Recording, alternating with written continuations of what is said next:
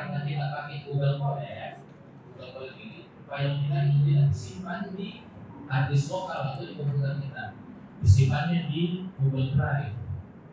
Ya, di Google Drive. Makanya mungkin belajar ID tidak ada Google Drive-nya karena kasihan cuma 1 giga. Kalau yang gratisan 15 giga, jadi lumayan banyak scriptnya. Nah, karena kita mau buat file, maka langkah pertama adalah kita klik menu file, lalu klik menu new notebook with drive. Kita bikin notebook baru.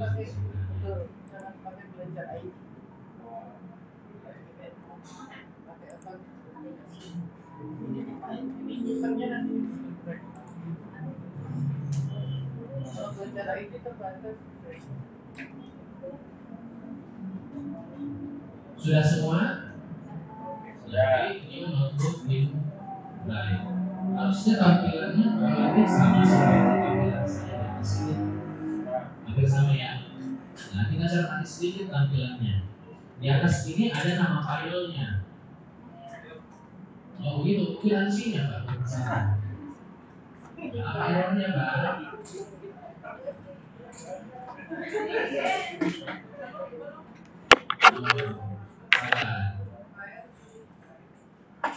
New notebook, new notebook in drive.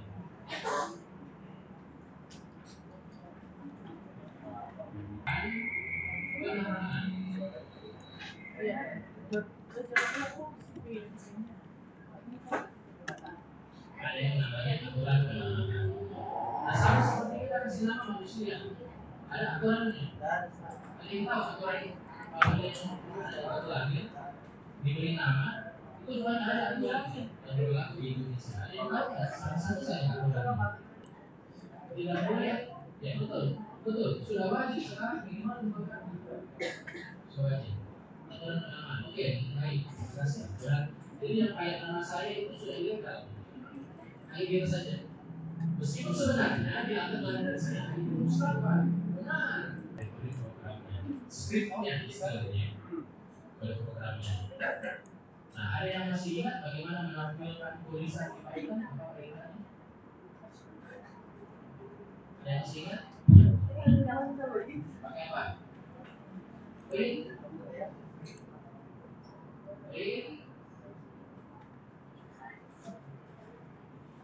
Begini. Pakai titik ada ya di belakangnya?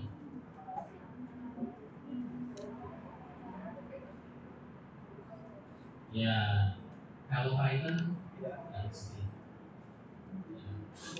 Coba ya, kita coba. Saya belum tahu ini. Apakah betul ini print hello ini akan menghasilkan tulisan hello? Bagaimana caranya kita tes? Script kita. Bagaimana cara kita tes? Kita klik menu yang di atas ini.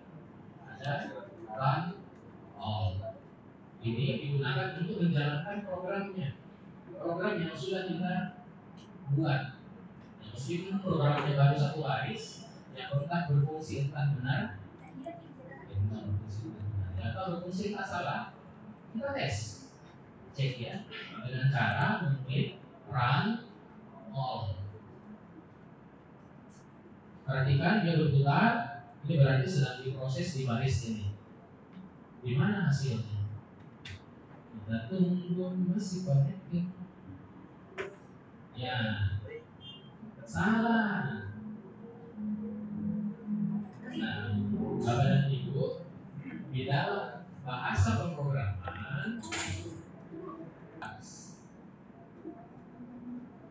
ada yang namanya syntax error. Syntax error. Syntax error ini adalah error yang paling gampang diperbaiki. Gampang sekali diperbaiki. Kenapa dibilang gampang? Karena dikasih tahu ada salahnya di situ. Nah, ada yang tahu tidak salahnya ini apa? Ya, dikasih tahu bosku. Dikasih tahu missing parenthesis equal to ya berarti kurang kurung buka kurung tutup ya. Oh iya, ya tersinggung. Ada instruksi dan ada datanya. Nah, baris kita ini yang print kalau ini kira-kira yang mana instruksinya? Print. Jelas sekali ya. Instruksinya print. Perintahnya untuk mencetak. Print itu digunakan untuk mencetak sesuatu di layar. Ya, sebenarnya sih bukan di layar. Jadi kalimat, kata, surat cinta, surat pemutusan hubungan kerja, sebetulnya string karena dia tertulis, ya, tertulis. Nah, jadi kalau tulisan kita mau menulis tulisan atau mencetak tulisan di layar, kita harus selalu pakai kutip dua atau kutip satu.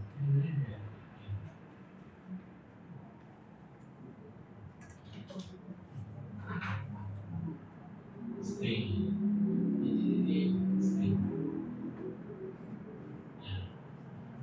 Selain string apa lagi? Banyak, banyak ibarat yang lain.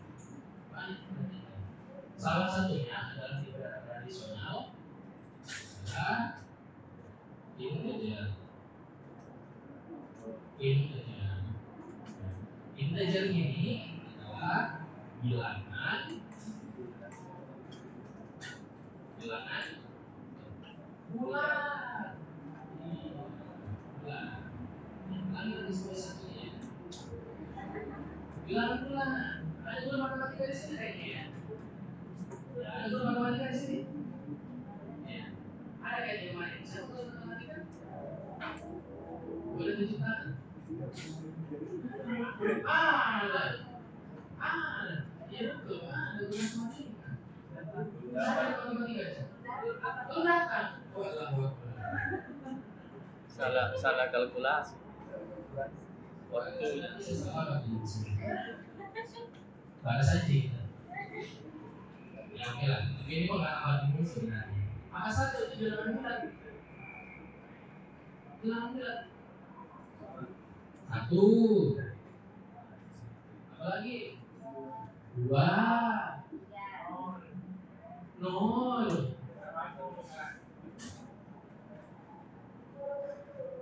Satu saya. 2 miliar.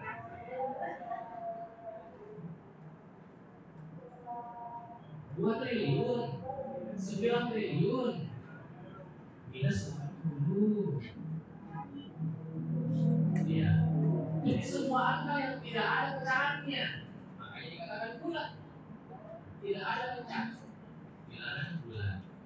Nah, kalau di dalam bahasa pemrograman, bilangan bulat itu adalah tipe datanya integer.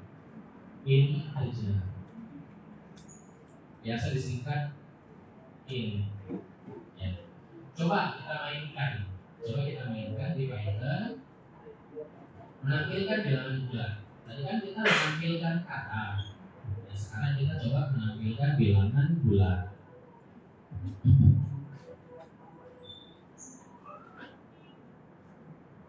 Taruh bawahnya print satu saya. Ini belum juga sedikit. 2 miliar. Ya. Apa ini? Nah. Oke. 2 miliar. Coba kita mainkan. Run all. Kalau untuk miliar, silakan angkanya berapa saja ya. Silakan angkanya berapa saja. Bebas. Jangan pakai selalu masing-masing, nanti ditaruh sebelah kan. Bisa lebih 100. Dari 2.000. Oke? Bisa semua?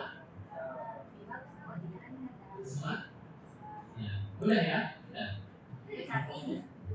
Pemrograman itu gampang.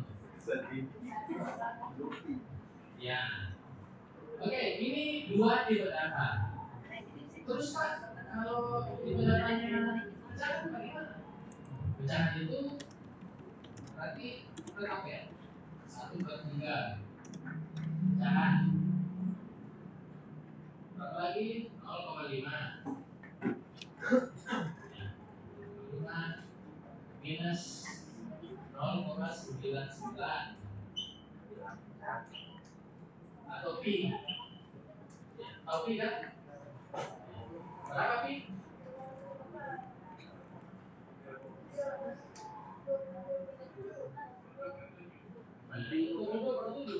Salah kalau 2,14. Iya, karena pi tidak ada ujungnya. Pi tidak ada ujungnya. Dan pi itu tidak ada ujungnya. Tidak ada ujungnya. Saya mau coba pilih pi. Ronda. 2,7. Nah,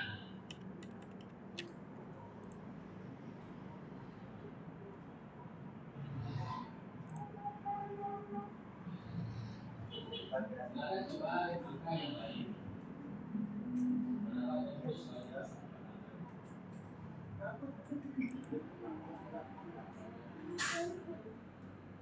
Nah, satu hal Bapak dan Ibu sekalian yang mungkin perlu menjadi perhatian kita semua, kita di Indonesia menyebut pecahan itu dengan menggunakan tanda koma.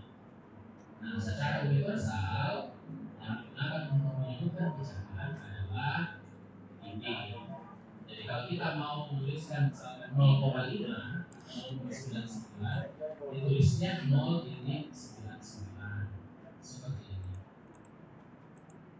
Tidak bisa itu 0,99 tidak bisa.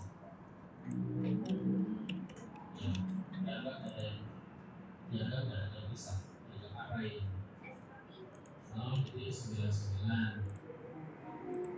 Yang ini adalah tiga dari sekian tipe data tradisional. Ada tipe data lain seperti boolean, bool. Ini hanya bisa bernilai true atau false, benar atau salah. Nilainya hanya dua ini saja, tidak bisa berisi lain. Hanya true atau false, 0 atau 1. Apalagi kita data sumber data tradisional, kayak yang basic program 0 atau 9, tetapi diperlakukan bukan sebagai numerik, diperlakukan sebagai karakter. Banyak pembahasannya. Begitu saja dulu, dihafal saja dulu. Ya. Ini adalah beberapa tipe data tradisional.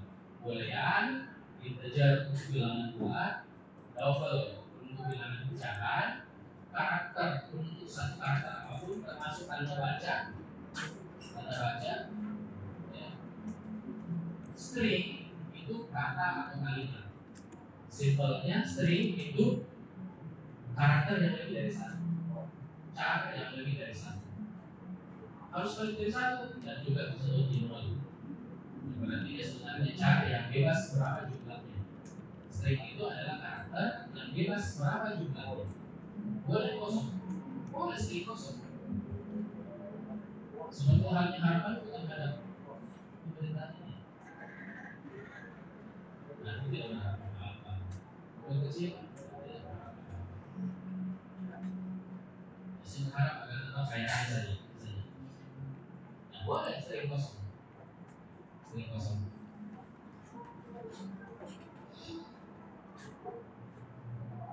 Ya, seperti ini.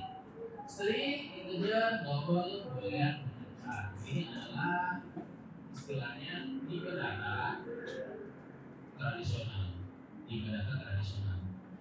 Dikatakan tradisional karena ada yang bukan tradisional. Ada macam-macam.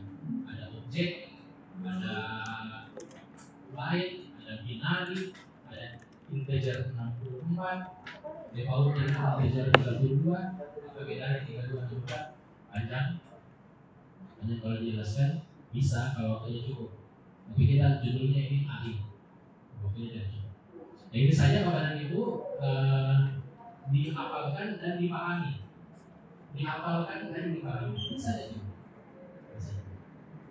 Sampai di sini ada pertanyaan?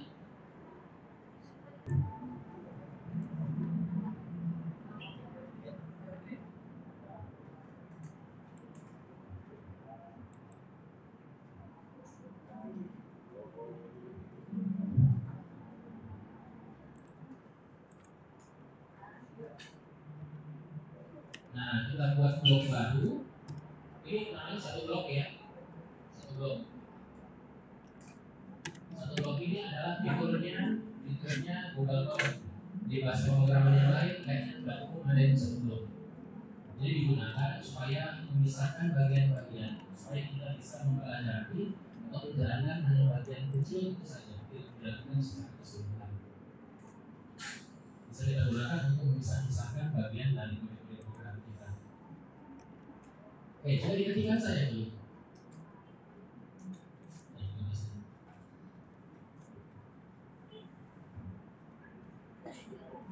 A sama dengan 10.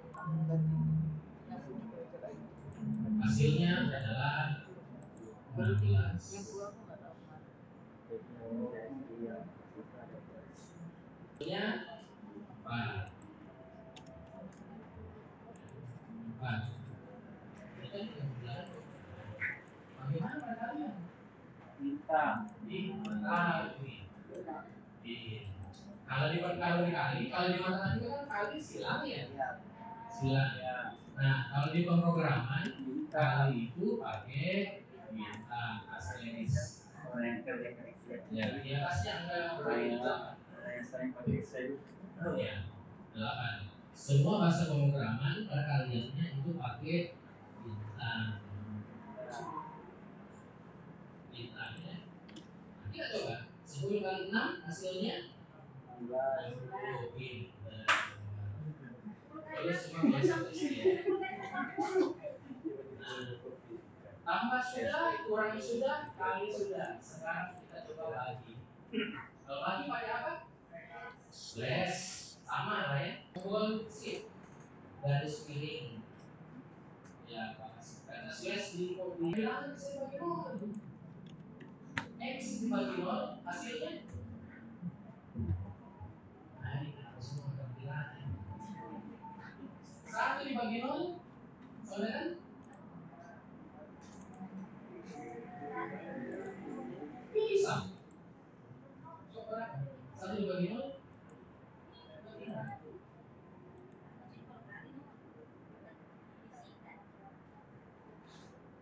1 kali 0 kalau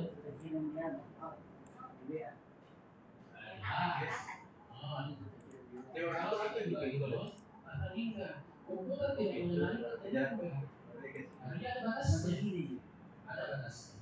Komputer tidak mengenali bilangan hingga. Sehingga kalau kita menjalankan perintah seperti ini, maka akan terjadi error division by zero.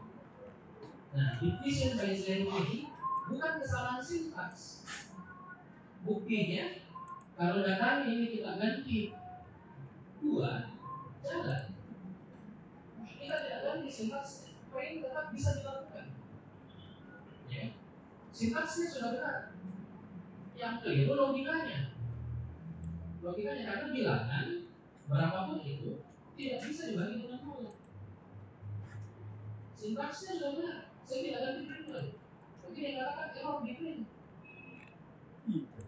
Ya kan? Sintaksnya sudah benar. Saya cuma mengganti datanya. Nah, di dalam bahasa pemrograman error seperti ini dikenal dengan istilah semantik. Semantik atau logik.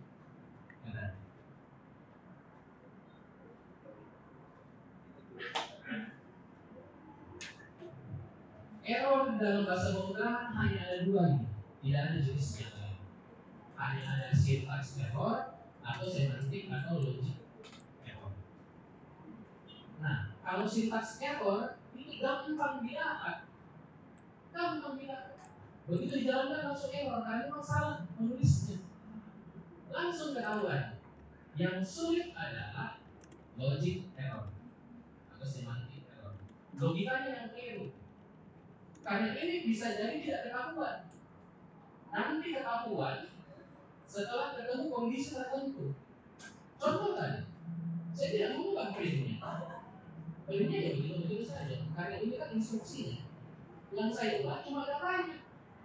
Kenapa printnya yang error? Karena di dalam print ini ada operasi yang kalau dijalankan tidak bisa. Logikanya keliru. Pengusaha tidak mengenali dilakukan ketiga, sehingga terjadilah error. Nah, error ini yang berbahaya sebenarnya. Error ini yang berbahaya karena tidak ketahuan. Tidak ketahuan pada saat kita menulis program dijalankan baik-baik saja. Komel, lancar, semua bersuara tidak hijau. Kenapa dikatakan rangkaian error? Karena dia hanya error terjadi pada saat di run, dijalankan. Tetapi ketika dikompil, dikompilasi, diperiksa kode-kode programnya, tidak terjadi error itu. Terjadi pada saat ketemu kondisi tertentu. Inilah yang sering sekali kita kenal. Saya yakin bahwa minimal pernah dengar istilah yang namanya bug.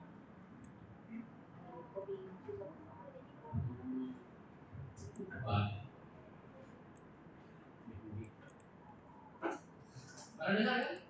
Sering. Minimal pernah dengar, sering dengar. Bug terjadi di aplikasi. Nah, ini bukan karena salah ketiknya, enggak. Ada proses logika yang mungkin tidak terpikirkan bahwa akan berdampak seperti itu. Tidak terpikirkan, tidak dibayangkan akan terjadi seperti itu. Contoh sederhana dalam kehidupan sehari-hari. Karena anak kita SD sudah kita bawa motor, dikasih motor, dia minta masih bisa saja. Tapi error kalau di dalam kata 10 dibagi nasi berapa? Bisa saja. Bisa saja. Ini dynamic type. Ya. Datanya, tipe datanya itu nanti kita dioperasikan. Ketika dioperasikan, kalau dijumlahkan berarti dia mengasumsikan tipe datanya itu dikejar murid yang bilangan bulan atau bilangan pecahan. Tetapi kalau digabungkan di concatenated istilahnya digabungkan, maka dia akan mengasumsikan bahwa itu tipe datanya adalah string. 10 tambah nasi bisa tidak?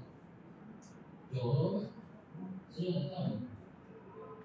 Nah, ya, karena nasi itu bukan bilangan ya, kata. Nah, jadi itu ada dua jenis tipe data, dua karakteristik tipe data tergantung bahasa pemrogramannya. Python itu dynamic type, PHP itu dynamic type, tidak ada variabelnya di, tidak ada tipe data di PHP. Tetapi kalau kayak C, Basic, Pascal itu semua dynamic type. Kalau dari awal dideklarasikan sebagai string, maka ke bawah dia dipakai sebagai string. Kalau dari awal dia integer, maka seterusnya dia integer. Itu kita tidak terlalu banyak. Kita kenali saja bahwa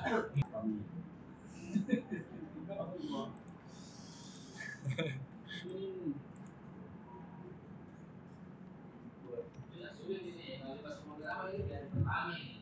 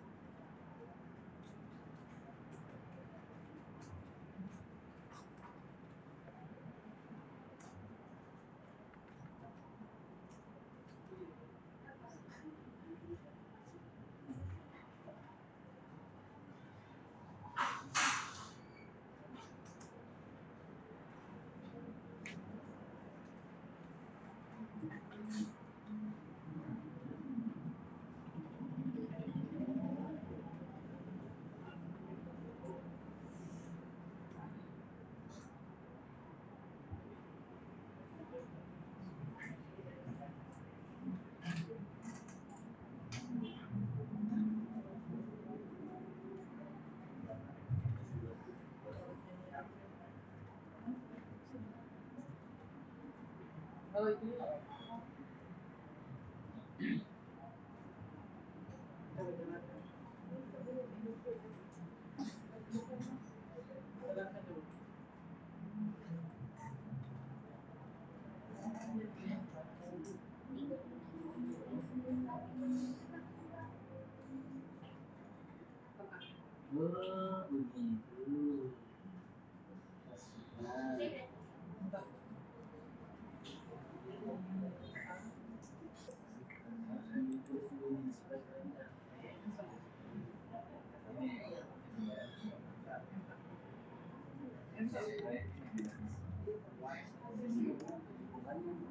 Sudah ya? Ya 73. Oh iya, logis ya, logis ya. Kalau kita lagi, rumusnya kan C sama dengan rumus B. Harusnya 10. Kenapa 73? Karena dianggap sebagai string. Input langsung ini A berisi string 7, B isinya string 3. Jadi 7 string 7 dan ditambahkan string 3 hasilnya 73. Betul. Betul. Tapi kan bukan ini yang kita harapkan. Ini juga Pak. Ini juga Pak. Jangan semua. Tapi hasilnya tidak sesuai dengan yang kita harapkan. Logiknya error atau semantiknya error. Ini bug juga. Nah, untuk memperbaiki bug ini, kita harus konversi ini inputannya menjadi integer. A ini harus kita jadikan integer. Begitupun juga dengan B, supaya ketika ditambahkan A dan B ini dioperasikan sebagai integer. Caranya bagaimana? Caranya caranya A ini harus dikonvert menjadi integer dengan cara in A.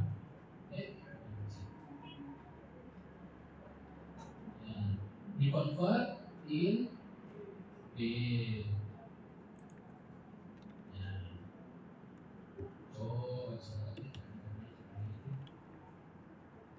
7 dan 3 hasilnya sesuai yang kita harapkan.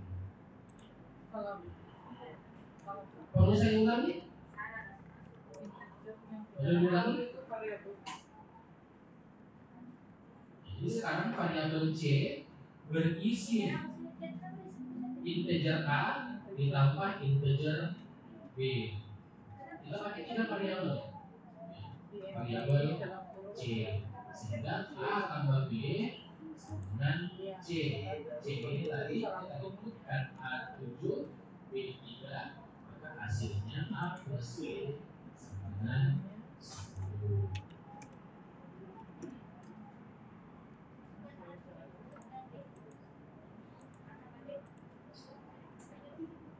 Yang ini saya agak sekalian, agak setting. Jadi saya gabungkan saja jawabannya. Digabungkan ya. Coba promosikan. 5 dan 4 ditambah 7, hasilnya harusnya 11. Bisa. Ya. Cuma kalau pakai cara seperti ini, berarti dari awal ini akan bernilai integer. Berarti sih integer. Kalau ini B masih string di sini. Nanti dioperasikan baru menjadi integer. Ya, boleh juga kita konversi di sini memang bisa. Lebih bagus lagi kalau kita memang berharap seterusnya itu akan dioperasikan sebagai integer.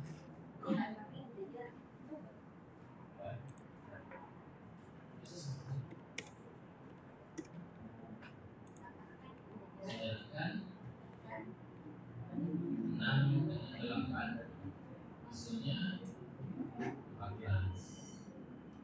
Pak, boleh memang tidak ada masalah Pak kalau misalnya huruf besar dengan huruf kecil di kolaps Di variabelnya. ya. Coba ya. Coba saja. Dan coba gratis ya. Send save. Ya. Kebalikannya case sensitif. Kalau case sensitif itu berbeda huruf kecil huruf besar. Jadi kalau B ini kemudian di sini pasti error karena D yang dimaksud huruf kecil. Sementara yang diisikan adalah huruf besar. Itu kalau case sensitif. Kalau Python dan kayaknya PHP juga itu case insensitive. Jadi dia tidak membeda-bedakan huruf kecil huruf besar. Jadi ini boleh huruf besar. Cuma dia yang apa? Ada yang tahu tidak kenapa dia? Ada yang tahu tidak? Memberikan nama variabel, memberikan nama variabel itu sudah muakat pakai huruf kecil. Ada yang tahu tidak? Karena di dunia ini Bapak dan Ibu sekalian ada sistem OS, bahasa pemrograman dan lain-lain. Ada sistem yang memperlakukan huruf kecil dan huruf besar berbeda. Seperti Linux. Linux kalau nama file itu case sensitive. Jadi saya bisa buat file belajar satu. Bisa juga saya buat file belajar satu, B-nya besar, dua file jadinya. Kalau di Windows kan nggak bisa, ditimpa pasti. Ya kan di Windows case insensitive. Kalau di Linux case sensitive, belajar satu, B-nya besar, yang lainnya kecil, berbeda filenya. Bisa juga saya bikin file lain belajar satu, R-nya saja yang besar, yang lainnya kecil, akan diperlakukan sebagai file yang berbeda, case sensitive. Makanya di naming convention itu sangat-sangat disarankan, meskipun boleh pakai file huruf besar boleh, tetapi sunnah muakkad. Itu sunnah muakkad kan? Apa yang kita semua udah muakkad? Sholat Jumat, apa hukum sholat Jumat? Wajib. Wajib. Masa? Hari mengaji lagi, titik.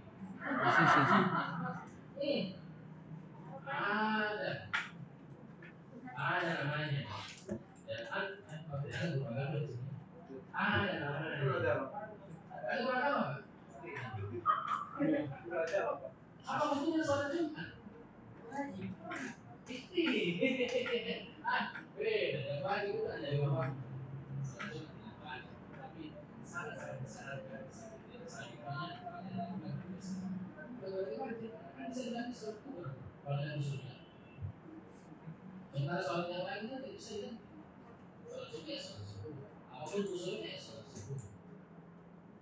Kalau kamu tetap sholat subuh dan diganti jadi sholat Jumat. Tapi kalau sholat Jumat tidak tinggalin bisa digantikan dengan sholat Jumat. Ada hukum yang berbeda namanya. Masa kita harus ya, mendekati wajib. Biasa ini mendekati wajib. Nah, sama seperti variabel, huruf kecil semua. Memang kita pakai huruf kecil semua. Karena mayoritas kalimat di dunia itu huruf kecil. Nah, terus kan wajib. Kayak CGP lagi, itu sama, banyak besar. Sekarang dalam beli kan satu ya. Ya, dari convention kita memberikan nama variabel selalu pada huruf kecil untuk menghindari kesalahan. Karena ada sistem di dunia yang case sensitif. Bahkan beda huruf kecil huruf besarnya berbeda itu. Jadi variabel B huruf besar dengan B huruf kecil dianggap sebagai dua variabel yang berbeda. Ada yang seperti itu. Makanya cari amannya kita pakai huruf kecil. Untuk demikian juga kita menulis sehari-hari. Kalau kita menulis, mayoritas huruf besar huruf kecil. Iya, mayoritas kita huruf kecil. Makanya, soalnya kalau mau pakai huruf besar, makanya bentuknya pakai shift. Pakai shift, kalau tekan hurufnya. Mau A huruf besar, shift A. Mau B huruf besar, shift B. Atau tekan caps lock dulu. Tidak. Makanya pilihannya itu gampangnya pakai huruf kecil. Paling sedap. Ini yang paling sedap. Kenapa sedap? Karena 90% isinya program dan ini sudah 9%. Yang lain itu cuma input output saja.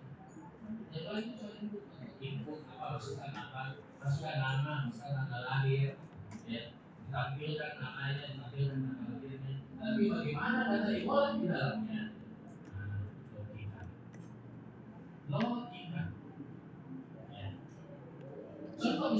kita bikin lihat itu masih di file pelajaran satu ya.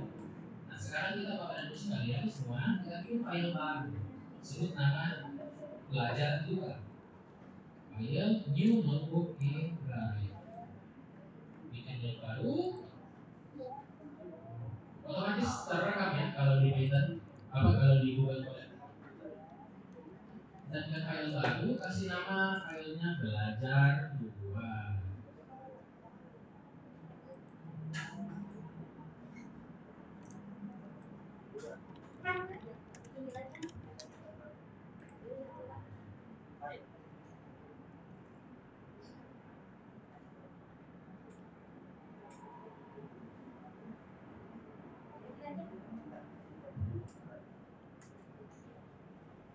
Ya kita akan bermain dan ada aksi. Di mana aksi itu disebabkan oleh suatu kondisi. Sederhana sekali definisinya, tapi akan lebih dipahami lagi ketika kita mempelajari. Nah, sintaks logika atau fungsi logika di dalam pemrograman itu ada beberapa. Tetapi ada satu fungsi yang apapun bahasa pemrogramannya pasti sama, pasti ada. Ada yang lihat fungsinya adalah ini. Iya. Apapun bahasa pemrograman yang Bapak dan Ibu pakai di dunia ini sama. Namanya if. Sintaksnya pun hampir semua sama. Sintaksnya, sintaks itu berarti ketentuannya, aturan penulisannya. Aturan penulisan if itu if spasi kondisi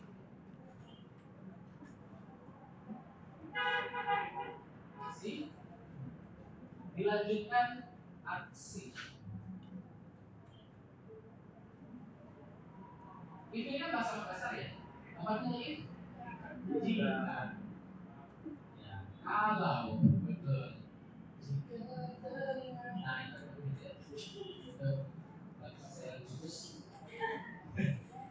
if kondisi aksi. Sederhana sekali sintaksnya seharusnya dipahami. Jika ada kondisi tertentu, maka lakukan hal X. Jika if lapar, maka tidur. Luar biasa ya. Jadi kalau ngantuk makan. Bos. Itu selewat. Yang biasa kasih P di bawah ini tandanya spasi. Ini orang lama kalau di zaman dulu kelas karena tidak jarang pakai langsung komputer, tulis. Biasanya spasi ditulis seperti ini spasi ya. Spasi ya. Kalau saya tidak bisa tulis spasi karena ini bersambung atau berpisah, ya spasi. Jadi if spasi kondisi diteruskan dengan aksi. Ya. Semua bahasa pemrograman di dunia ini begini modelnya, begini caranya. Apapun bahasa pemrograman. Misalkan kita buat script seperti ini. Kita mainkan.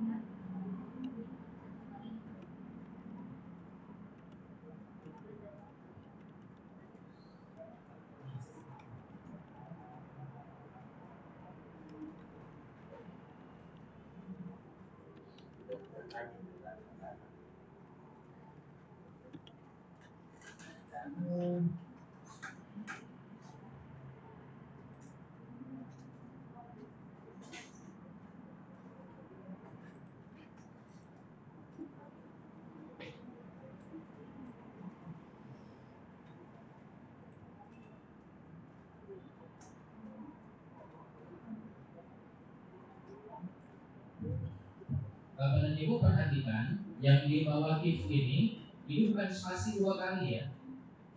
Ini pakai tab, ya, pakai tab. Kalau di Python begini aturannya. Begini tosen dia caranya main.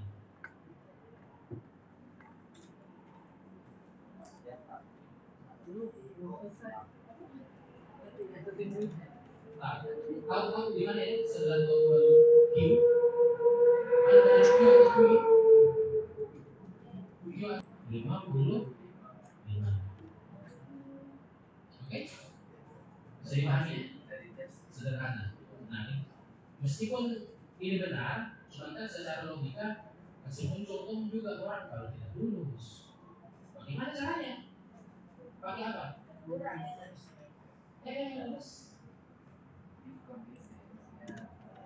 Harus pakai itu juga tidak?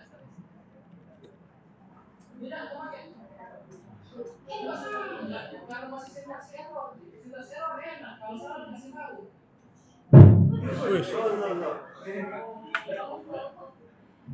Kalau salah ya.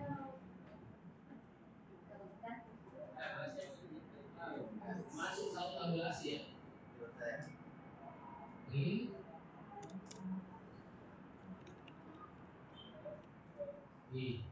Sekarang nggak lulus. Nggak bisa ya.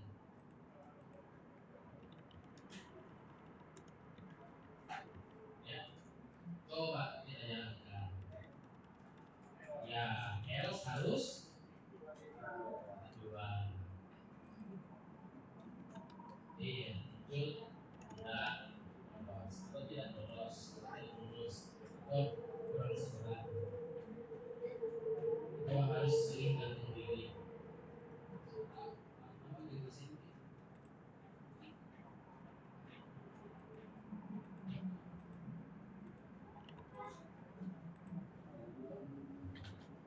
Nah sekarang apabila itu saya ubah baris nomor 2, perhatikan simbol ini saya ganti lebih besar dari dan ada sama dengannya. Kalau 150 lolos atau tidak lolos? Nah, kalau 160 lolos. Kalau 151 156 apa itu? 156 lolos ya. Kalau 150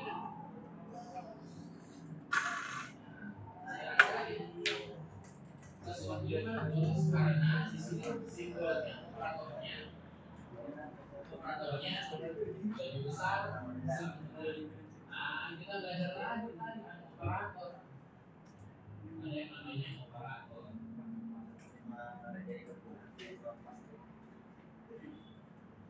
Operator ada beberapa macam.